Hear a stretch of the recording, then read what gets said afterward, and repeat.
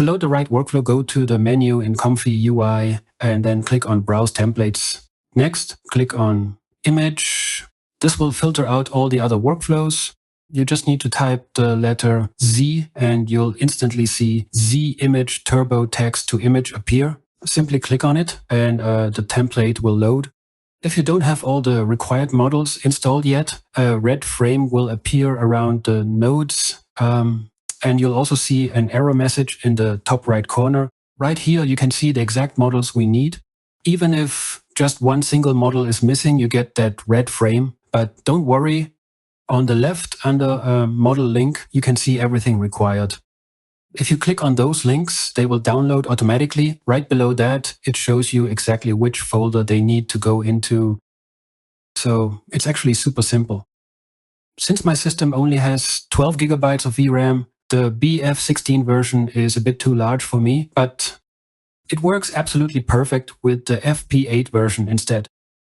You can easily find it with a quick internet search, and just remember to save it in the exact same directory as the BF16 model. Here is our prompt. A chair, smooth uniform black outlines, simple rounded shapes, flat white fills inside all outlines, no shading, no gradients, no gray tones, clean coloring book, line art, and so on.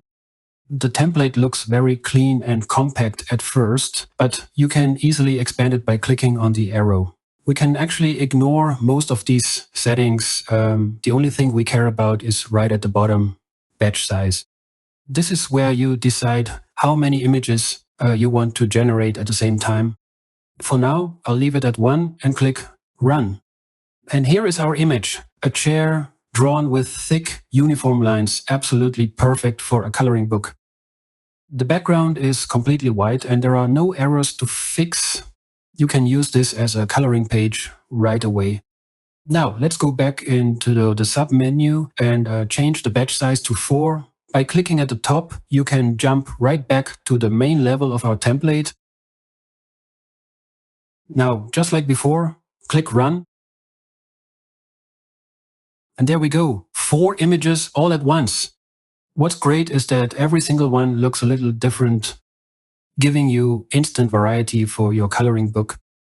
You can change the image dimensions using width and height, but personally, I think a square format is just perfect for coloring pages.